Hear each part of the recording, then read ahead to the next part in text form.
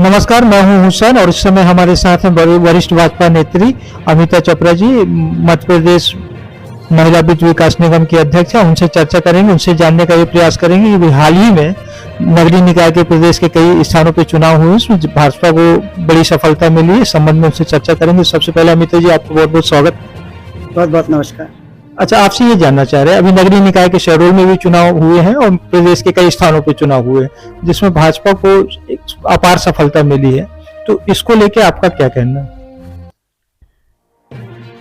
इसमें तो साफ बात है कि मध्य प्रदेश में जो नगरीय निकाय चुनाव हुए हैं, क्योंकि मैं भी नरसिंहपुर जिले की प्रभारी थी, मैंने बहुत नजदीक से नगर पालिका का चुनाव देखा है। निश्चित तौर पर मध्य प्रदेश में जो विकास कार्य हुए हैं, प्रदेश के यशस्वी मुख्यमंत्री जी माननीय शिवराज सिंह जी चौहान साहब जो चौथी बार मुख्यमंत्री बने, ये लोगों को, मध्य प्रदेश की जनता को आशा की किरण जागी कि मध्य प्रदेश में अंतिम पंक्ति पे बैठे हुए व्यक्ति जो उनकी शासन की योजनाएं हैं उनको समाज की मुख्य धारा से जोड़ने का पुनः अवसर मिलेगा, क्योंकि कुछ योजनाएं बीच में 15 महीने के लिए बंद कर दी गई थी। तो लोगों को एक आशा की किरण लगी और मुझे लगता है जो विकास कार्य शिवराज जी ने किए हैं, निश्चित तौर पर उसका प्रतिफल है कि नगरीय निकाय चुनाव में हमारी को अपार सफलता मिली है। अच्छा, अभी नगरीय निकाय के दौरान शिवराज जी का, मुख्यमंत्री जी का शहडोल भी आगमन हुआ था। उन्होंने एक चीज कही थी कि अब शहडोल को green smart city, hi tech city की ओर ले जाना है, विकसित करना है।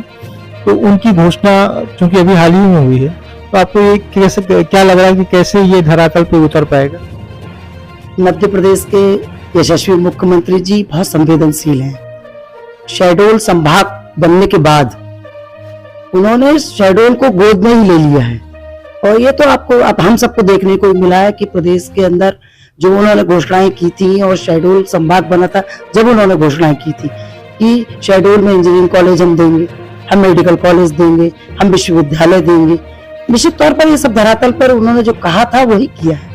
मुझे पूर्ण विश्वास है कि अभी नगरीय निकाय के चुनाव हुए, उसके बाद अभी वो कुटुंबा में आए थे, उन्होंने जो घोषणा की थी, निश्चित तौर पर हम विकास की उसी ओर अग्रसर होंगे, और शिवराज जी यहाँ पर जो उन्होंने कहा है वही करने का पूरा प्रयास करेंगे। अच्छा, स्वच्छता सर्वेक्षण में भी पूरे देश में इंदौर का नाम 1 नंबर पे था, तो आपका ये भी प्रयास रहेगा कि शहडोल भी आने वाले समय में ऐसी स्थिति में आए? बिल्कुल आना चाहिए, और अभी आज भी मैं अखबार पढ़ रही थी, शहडोल नंबर 5 पर पहुंच गया है स्वच्छता पर। तो मुझे लगता है कि मैं तो आम मतदाता बंधुओं से भी यही निवेदन करना चाहती हूँ कि इंदौर की तरह शहडोल को भी स्वच्छ रखने में हर व्यक्ति को सहयोग करना चाहिए, क्योंकि कचरा घर घर बटोरने से ही काम नहीं चलेगा, क्योंकि हमें भी जागरूक बनने की आवश्यकता है। इसके लिए प्रयास रहेंगे? हाँ, पूर्ण रूप से रहेंगे। अभी नई परिषद बनने वाली है, और निश्चित तौर पर हम इस ओर कदम बढ़ाएंगे। अच्छा, अब चूंकि नगरीय निकाय के चुनाव हो गए हैं अपने यहाँ, तो भाजपा के खाते में 18 पार्षद आ पाए हैं। भाजपा का दावा था कि 25 प्लस जाएंगे, तो ये कम होने के पीछे क्या मानते हैं आप? नहीं, ऐसा नहीं है। देखिए, हमने 25 कहा था और हम लगभग 25 के करीब ही है, और 18 हम पे जीते हैं, और जो हमारे 5 निर्दलीय जीते हैं वो भी भारतीय जनता पार्टी के ही है। ऐसे लगभग 23 के हम करीब हैं, और निश्चित तौर पर भारतीय जनता पार्टी की नगर सरकार बनेगी और पूर्ण बहुमत के साथ बनेगी। तो अभी जो नगर सरकार की आप बात कर रहे हैं, इसको लेके एक भाजपा के अंदर भी खींचातानी चल रही है, कई दावेदार सामने आ रहे हैं, तो इसमें एक नाम पे कैसे लग रहा है आपको कि सहमति बन पाएगी? देखिए, ये लोकतंत्र की व्यवस्था है। जीतने के बाद हर व्यक्ति को लगता है कि मुझे बनना चाहिए, और उसमें कोई बुरी बात भी नहीं है। हर व्यक्ति को अपनी दावेदारी करने का अधिकार है, और निश्चित तौर पर जो अभी सभी लोग चाह रहे हैं कि मैं बन जाऊं, तो वो अपना हक मांग रहे हैं।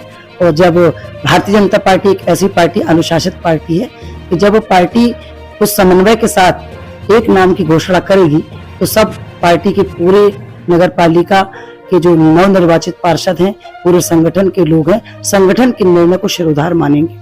अच्छा, जो अध्यक्ष के दौर में 3-4 नाम सामने आ रहे हैं, तो उसमें आपको क्या लग रहा है कि प्रमुख रूप से कौन नाम जिस पर सहमति बन सकती है? ऐसा देखिए, प्रमुख नाम 2-3 नाम तो हैं ही, जो आप भी जानते हैं, मुझे कहने की आवश्यकता नहीं है। तो निश्चित तौर पर जो भी सहमति बनेगी और संगठन के निर्णय को हम सब सुधार मानेंगे।